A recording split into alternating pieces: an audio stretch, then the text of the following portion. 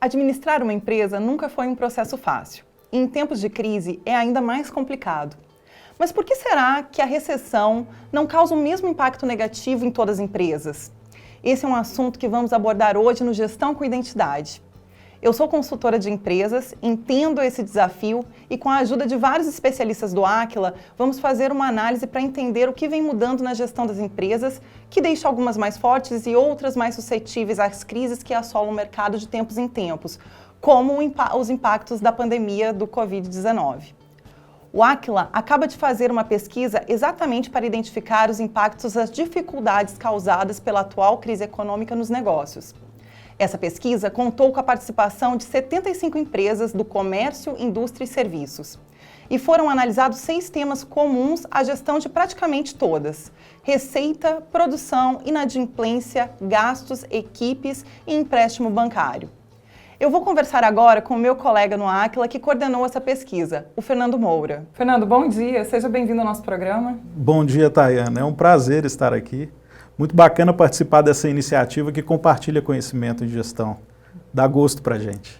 Moura, uma das conclusões dessa pesquisa foi que as empresas que adotaram a sala de guerra, elas se mostraram mais fortes. Conta pra gente um pouquinho sobre como que funciona a sala de guerra, o que é essa sala de guerra? Tayana, a sala de guerra, se você olhar todas as empresas que passaram por essa crise, de alguma forma eles trabalharam com uma sala de guerra, mas nem todas trabalharam com sala de guerra com metodologia. O que nós observamos é que aquelas salas de guerra que tiveram alguns cuidados, como entender o sistema onde eles estão inseridos, dominar os seus processos e seguir os 8 passos, essas saíram na frente. Por quê? Entender o sistema significa você conhecer todas as partes e todos aqueles atores que estão no sistema. Fornecedores, clientes, empregados, todo mundo ali tem uma participação e um papel. Dominar os processos é tudo que está relacionado com o resultado. E o problema principal dessas empresas hoje é caixa. Para fazer esse trabalho acontecer de forma adequada, os 8 passos precisam ser seguidos com muita ordem e disciplina. São eles ambição, governança, evidências, produtividade, qualidade técnica, disciplina, retorno e transparência. Moura, inclusive, então, você pode falar um pouquinho mais para a gente sobre esse segundo passo, que é o passo da governança. O líder, que no primeiro passo definiu uma ambição, ele precisa fazer a equipe funcionar, porque a empresa é formada de pessoas. E as pessoas, elas podem agregar ou destruir o valor. Se você não tem elas bem organizadas e bem orientadas, isso pode ser um problema. Mas nessas empresas, a governança estruturada, com uma liderança deixando claro o caminho, e as equipes trabalhando para poder atuar no foco certo, isso faz toda a diferença. Entendi. Um outro aspecto importante da pesquisa, principalmente agora durante a pandemia, as pessoas elas mudaram um pouco os hábitos de consumo, seja eles por decisão pessoal ou por algum decreto. Então as empresas elas tiveram também que se adaptar e tiveram que trazer novas formas de trazer receita. Então eu queria também entender de você, a disciplina ela é fundamental nesse sentido? Olha, um dado interessante da pesquisa, das empresas que a gente trabalhou, 41% dessas empresas pesquisadas mantiveram ou aumentaram a receita. Isso é um fenômeno, se você parar para pensar que na crise todo mundo, de alguma forma, sofreu um impacto na demanda. As empresas que a gente trabalhou, elas tiveram um diferencial nesse momento que foi saber trabalhar com a demanda, saber entender que aquele mercado, ele não existia mais da forma como acontecia normalmente. E aí foi feito um trabalho muito forte de buscar nas tecnologias a oportunidade de desenvolver a demanda. Então, esse trabalho de atendimento virtual, que a gente estava muito habituado com algumas coisas específicas, como, por exemplo, compras online, passagens aéreas, isso passou a ser um paradigma quebrado para essas outras empresas. E elas acabaram encontrando um caminho muito bom nisso. Porque a demanda estava lá, só que ela não estava podendo se movimentar mais. Mas na internet todos estavam. Entendi. E essas empresas que tiveram um resultado melhor, elas também tiveram que renegociar com os fornecedores? Elas também tiveram que se adaptar a essa nova situação? Sem dúvida, porque o ponto de entender o sistema é justamente esse. Você sabe que você faz parte de um sistema e que por conta da pandemia, o sistema todo sofreu. Ninguém foi privilegiado nesse momento.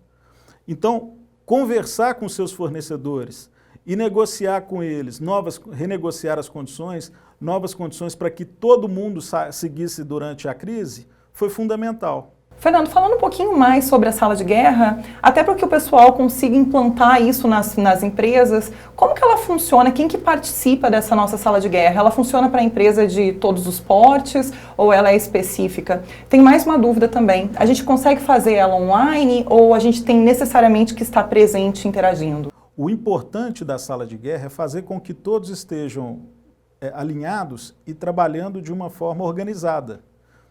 É possível sim fazer a sala de guerra virtual. O importante é você garantir que as pessoas estejam atuando com o foco correto. Por exemplo, você tem uma sala de guerra comandada por uma direção. Essa direção vai acionar as suas equipes de acordo com o foco estabelecido na estrutura de comando. Então a liderança vai definir o foco. A figura que eu expliquei sobre o árbitro, essa figura vai garantir a verificação dos resultados, se as equipes trabalharam corretamente.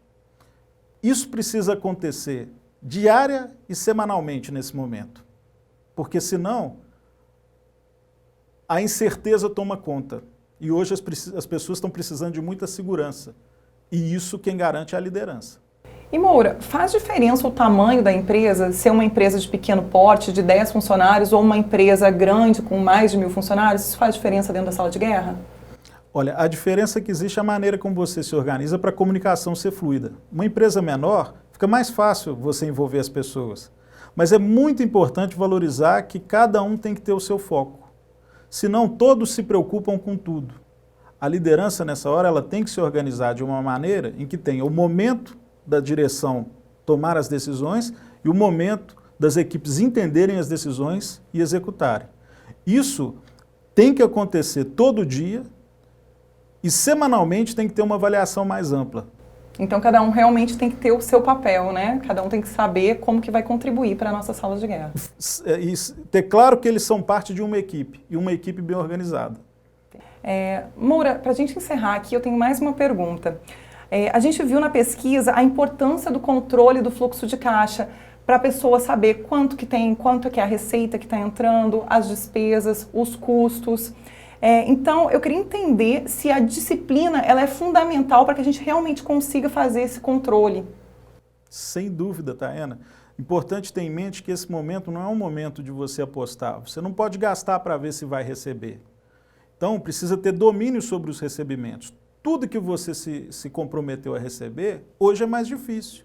Então, você precisa definir bem claro quanto que você vai receber. Se for necessário, até renegociar com seus clientes. No caso dos pagamentos, você precisa pagar aquilo que é essencial. E esse controle tem que ser um controle diário. Não pode sair mais dinheiro do que entra.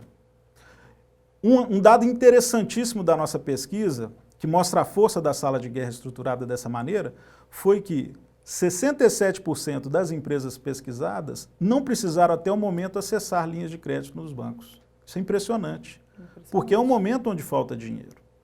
Mas dentro da empresa você pode encontrar esse dinheiro, equilibrando bem os seus recebimentos e pagamentos.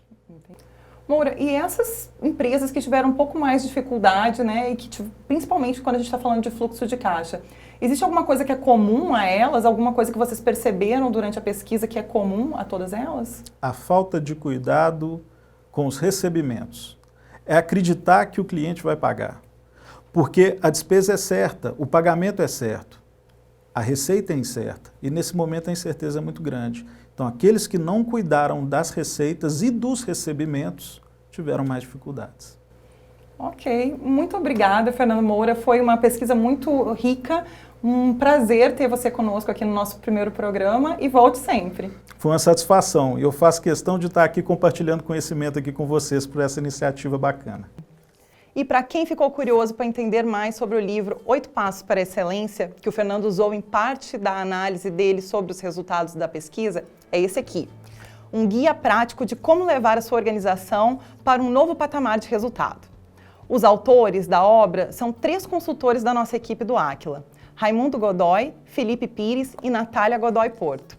Em breve, vamos conversar com os autores aqui no programa, porque nós do Aquila defendemos tanto a aplicação dos 8 passos da gestão nas empresas, porque funciona. Nossa experiência em empresas de todos os segmentos e porte nos mostrou que quando um negócio não está dando lucro, é porque não está sendo bem administrado. No próximo bloco, eu vou conversar com um experiente líder de equipes da consultoria. Vamos receber Carlos Botrel. Ele atua há mais de 40 anos buscando soluções para nossas empresas serem mais competitivas. Até já!